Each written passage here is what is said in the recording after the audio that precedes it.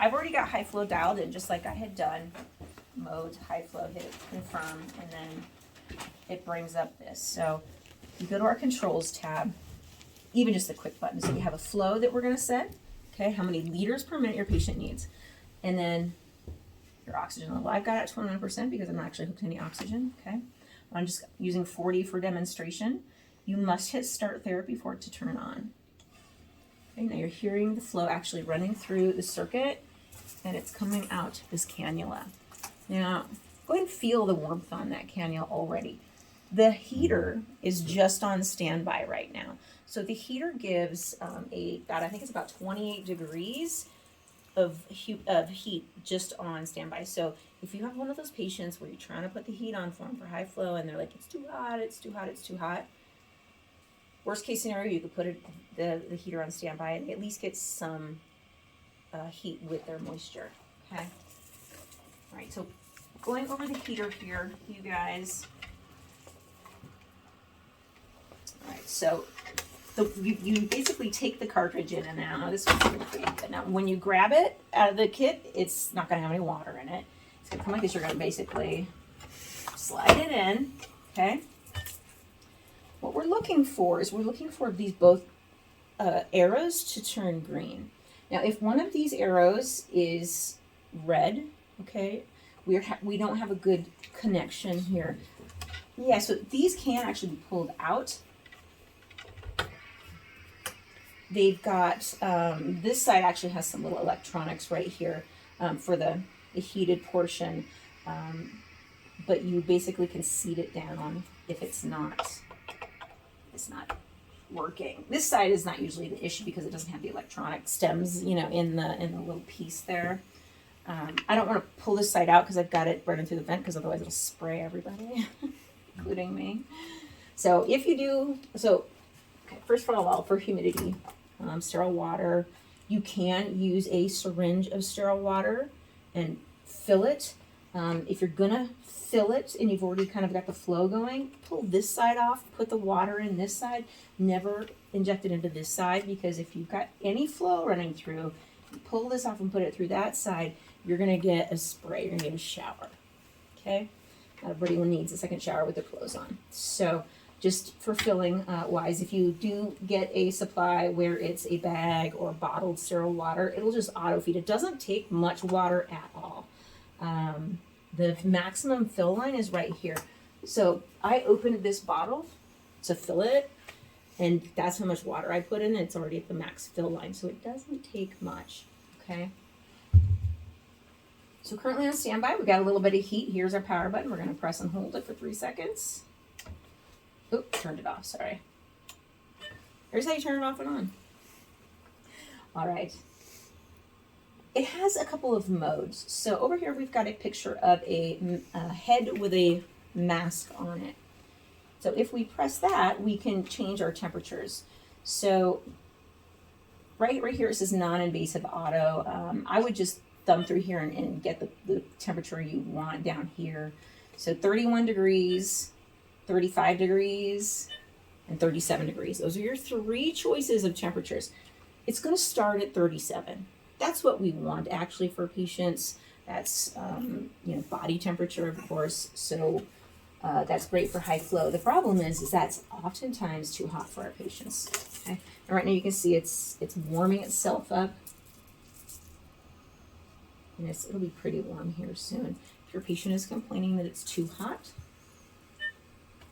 you could go down to, I would go to 35 next. If it's still too hot, so it just toggles. It doesn't. It toggles. Then go down to 31. Okay. It's still a fair amount of heat. You can feel that, like the moisture and the humidity is starting to get warmer. Let's let that heat up here. There are some extra features in this heater that I'm not going to go over too much in depth because I don't. You guys don't have, babies and warmers and things like that. So the way it's defaulted, I think is going to work for you.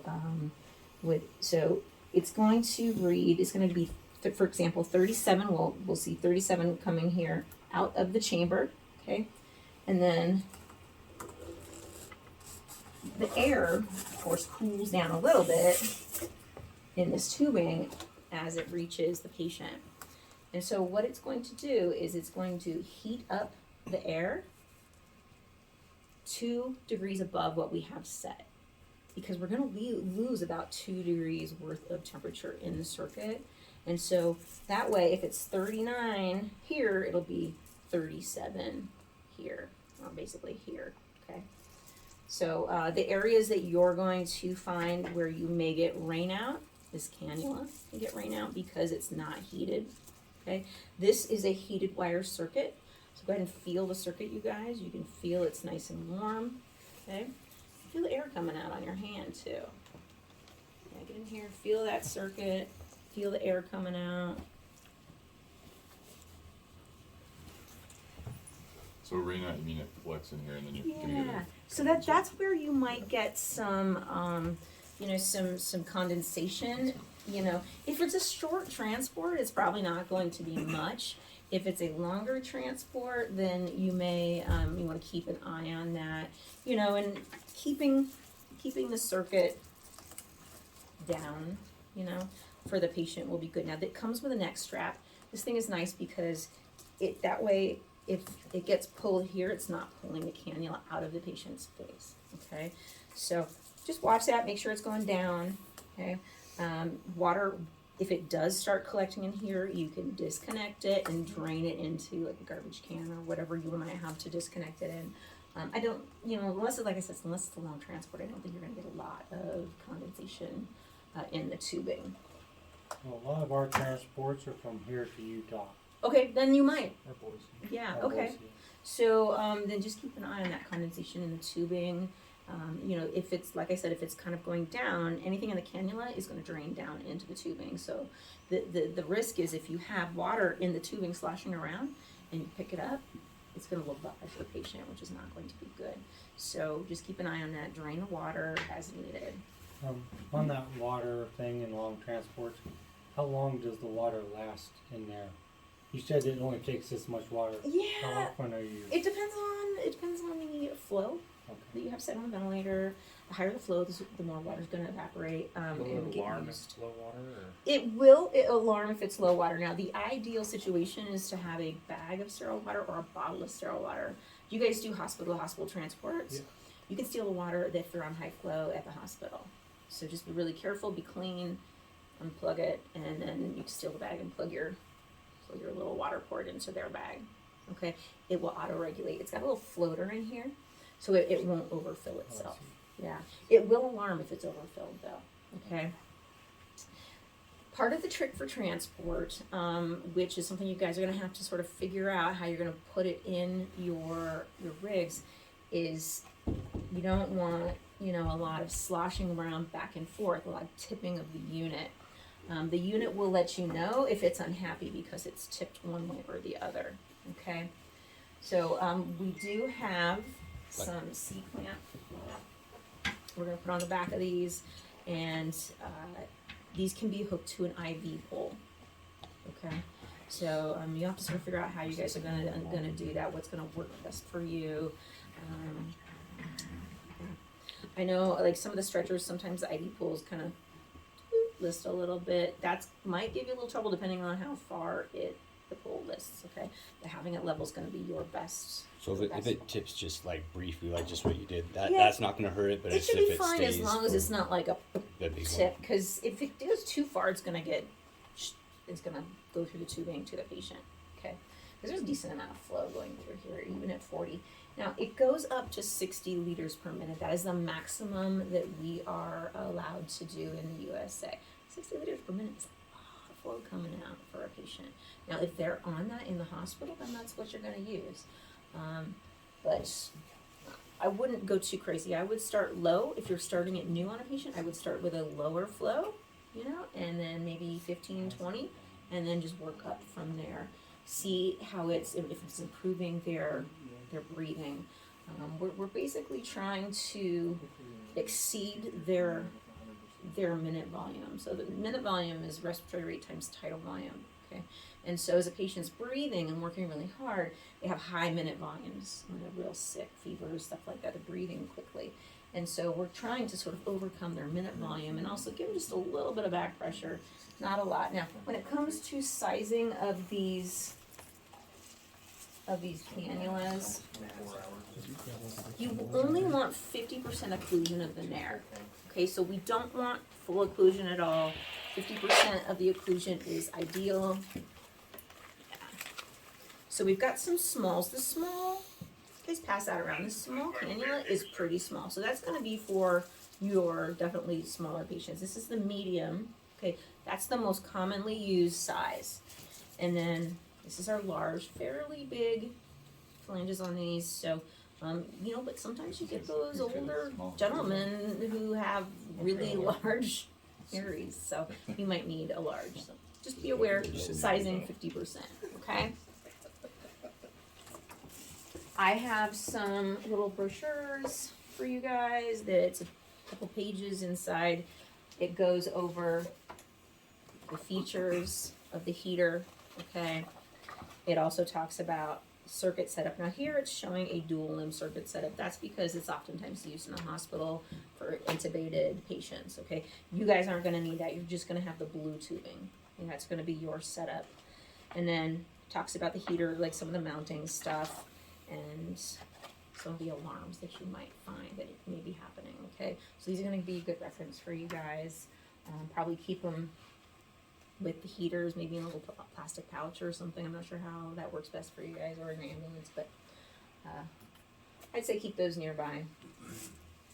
Okay, on the screen here with the high flow, this graph that you're seeing is basically a trend.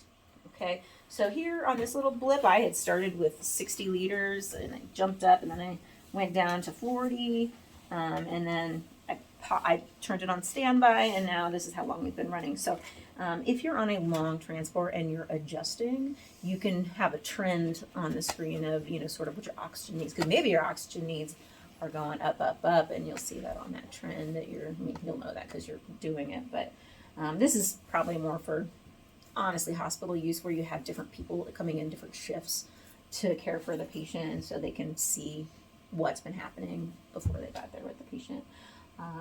But that's it. It's pretty simple. You just have to remember to hit start therapy once you've got your flow and your oxygen dialed in and hooked up to your heater on. And then, of course, to pause, it is just like we would turn it on standby in the regular modes. You press the power button, and then you hit the activate standby button. Okay? I'm going to turn this to standby. Okay? It's fine to leave it on standby. Now, this heater requires a power source. It does not have its own battery. If you are, you're trying to get from your rig to the patient, maybe in the ER or something, I would have it on, have that heat turned on to 37 and have it warmed up and ready to go. That way, when you exit your rig and it has no power, unless you guys have some sort of a battery, external battery on it, then it'll at least be warm. It'll hold some of the heat in until you get there, and you can turn it back on and then switch them over. Okay, especially going, get back to your rig too. But it still flows. It just won't be heated. Mm-hmm. Okay. Yeah, and so the heat, depending on how high the flow is, may dissipate some of that heat, of course, quicker. But you'll still have some, at least humidification, pass over humidification. Not using humidification with high flow is painful and very, very dangerous for your patient. It can really, Burns it back their throat. it does. The airways, the lungs, it can actually affect the lung tissue. It's incredibly painful. I was instructing life flight on these a couple of years ago, and they had like a Neopod type heater for the babies that they do, and it goes up to, I think, 12 or 15 liters per minute you can have for the moisture. And we were fine then, but as soon as we got past that, like 12 or 15, it became really painful. And the gal who was wearing it was like, I can't even tolerate this anymore. So it is extremely painful. Just be aware. That's why you have to have the moisture and the heat for this high flow.